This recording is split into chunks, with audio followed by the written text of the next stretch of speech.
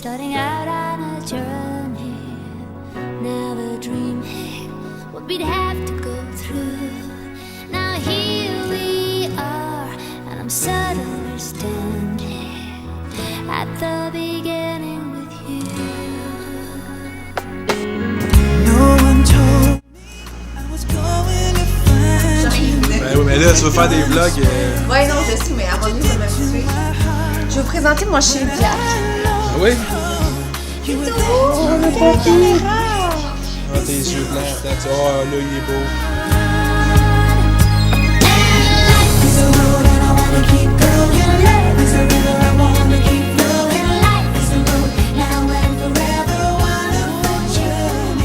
Ah, puis je vais vous montrer aussi ma sauce à spaghetti. Tada!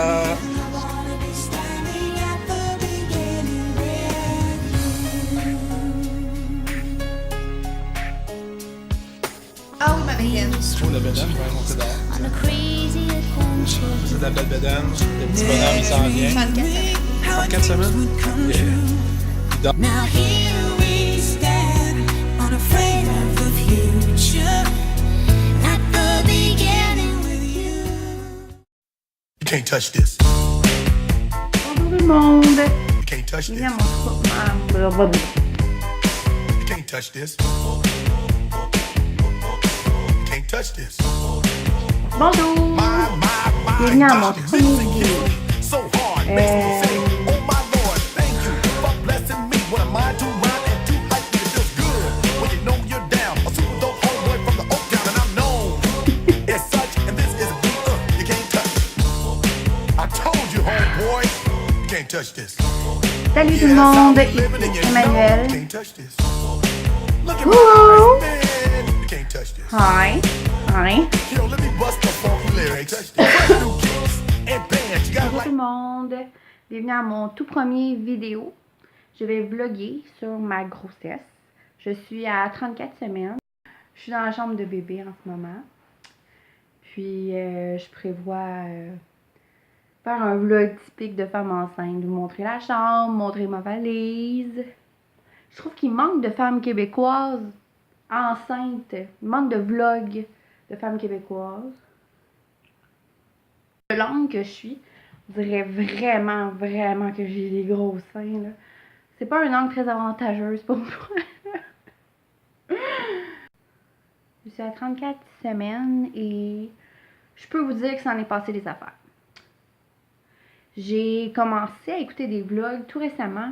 En fait, je n'étais pas tant attirée par YouTube avant. Que je tombe en congé de maternité et que j'avais vraiment plus rien à faire de mon temps. Puis c'est sûr que à chaque semaine, j'imagine qu'on fait tout ça. On va googler un peu nos symptômes. On va voir qu'est-ce qu'il y a de nouveau chez le bébé. Puis l'entendre d'une femme qui vit la même chose que moi, ça m'a plus rejoint que de lire des textes, lire des livres. Donc c'est ça ma petite histoire de pourquoi je décide de commencer à vlogger. C'est pour être une voix de plus, pour vous aider. Si vous avez des questions, parce que souvent, moi, je me pose des questions, puis je suis comme, pourquoi il n'y a personne qui en parle? Moi, ça m'arrive à moi, puis j'aimerais ça que quelqu'un vive la même chose, puis m'explique comment ça s'est passé, puis... Je viens de remarquer que je me balançais vraiment intense. Fait que je vais arrêter ça, puis comme ça, espérant que vous n'avez pas mal au cœur encore. Donc, première chose... En tant que femme enceinte de 34 semaines, la prise de poids.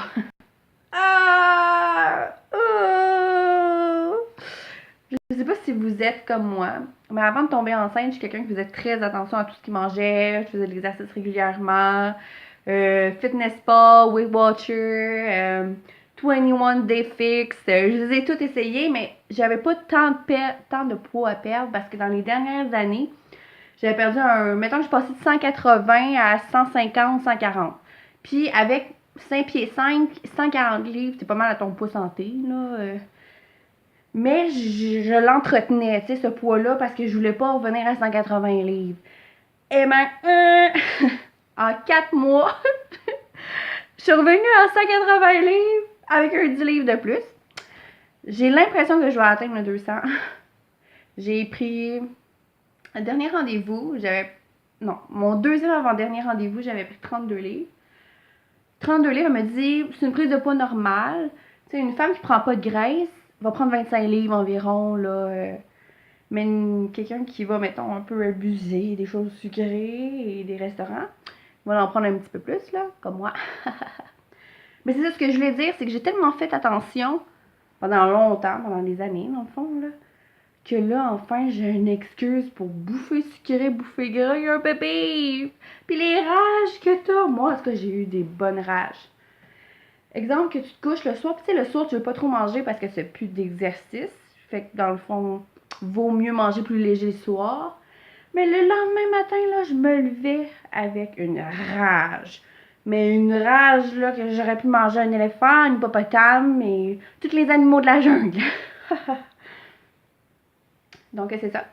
Donc, c'est ça, je disais qu'à mon deuxième avant-dernier rendez-vous, j'ai pris 32 livres et j'ai pris 8 livres en 3 semaines.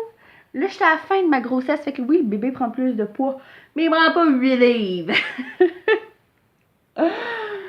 Fait que là, je suis rendue à 40 livres. Et il me reste 1 mois et 1 semaine environ. Fait que si... Même, c'est ça, j'ai pas fait si... j'ai pas mangé si gras que ça. J'ai mangé un peu comme plus de restaurants parce qu'on dirait que j'ai moins d'énergie pour faire à manger. Et oui, j'ai eu des rages de sucré assez intenses comme j'ai jamais eu. J'ai jamais été quelqu'un de sucré, là, jamais. Moi, c'était salé. Moi, j'aime mieux une cochonnerie salée comme des chips ou de la poutine, tu sais.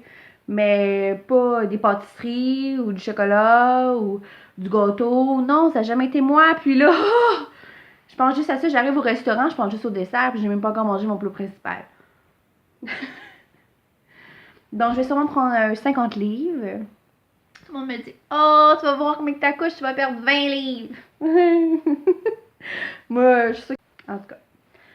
Donc, faut s'y attendre.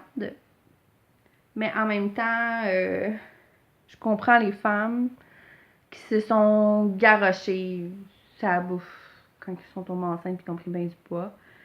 C'est pas nécessairement être lâche, c'est vraiment comme quand que tu t'es privé pendant longtemps, puis là que ton corps te dit mange, mange, mange. Les envies sont grandes.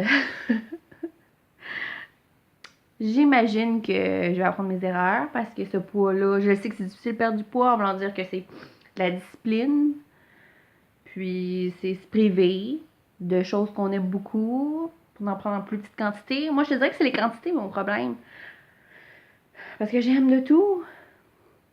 J'aime tout. Et on dirait que j'attends vraiment d'en avoir là, pour arrêter. Pour me sentir satisfaite. Deuxième. Le système de santé québécois! Oh mon Dieu. J'ai jamais été malade. J'ai jamais eu à aller au médecin 3 fois par année. C'était 1 fois par année. Petit rendez-vous annuel, bien normal, passe bien vite. Renouvelle les médicaments, puis c'est fini là.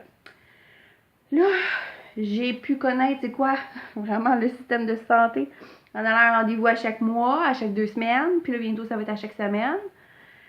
Mon médecin a décidé que je tombais en burn-out la journée où je tombe enceinte.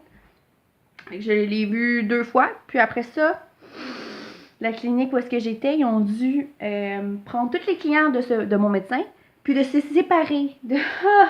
Fait que j'ai vu 2 médecins différents, une infirmière. À plusieurs rendez-vous, j'ai vu que des infirmières. Dans le fond, il n'y avait pas de médecin pour moi. Fait que, mais j'avais un médecin de famille, moi, là j'ai jamais eu de problème à avoir un médecin. Ça, c'est une bonne chose. Fait que là, moi, j'ai su ma grossesse sur le tard, c'était pas prévu.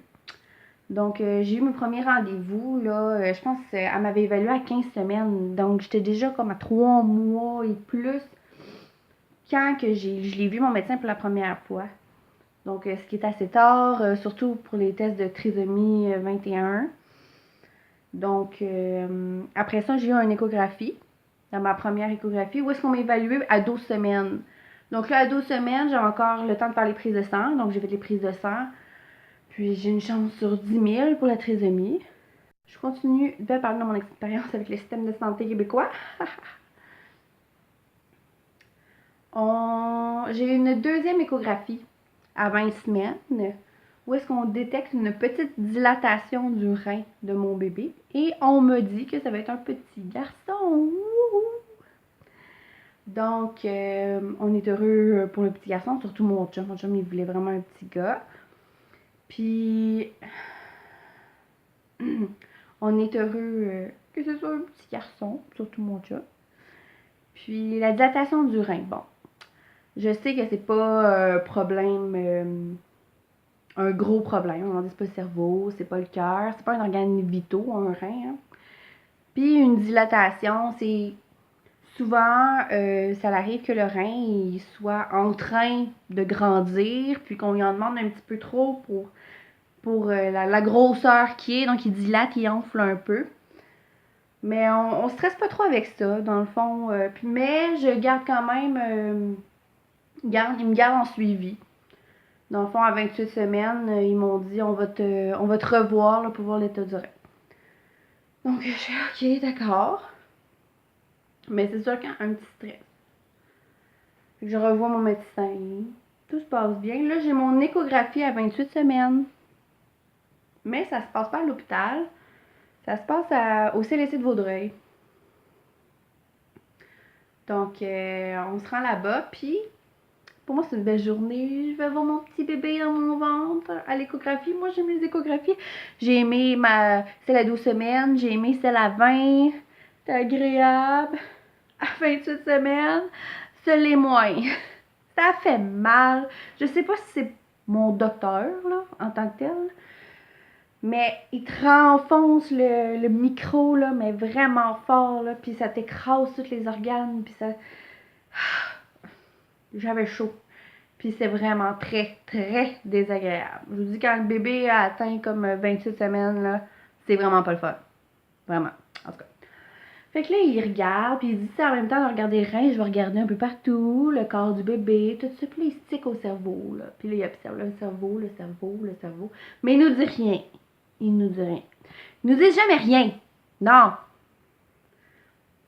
Je me rappelle même pas de son nom. Il nous a même pas présenté c'était quoi son métier, lui. C'est un radiologiste, c'est un médecin. Aucune idée. Puis là, il finit par dire, c'est parce que là, je vois une masse dans le cerveau qui est pas habituelle. Je vois pas ça habituellement. J'ai vraiment des images inhabituelles là, dans ma radio. Puis il continue. On dirait qu'il y a une masse d'eau comme sur un côté du cerveau. Fait que là, il nous montre l'image, puis on voit le cerveau. D'une façon qu'il le regarde, il y a un côté vraiment plus enflé, puis l'autre est normal. Puis après ça, oups, il prend l'image de loin, puis le cerveau a l'air correct. Mais dès qu'il faisait un zoom, oups, la moitié du cerveau devenait plus enflé. Ah, mon Dieu.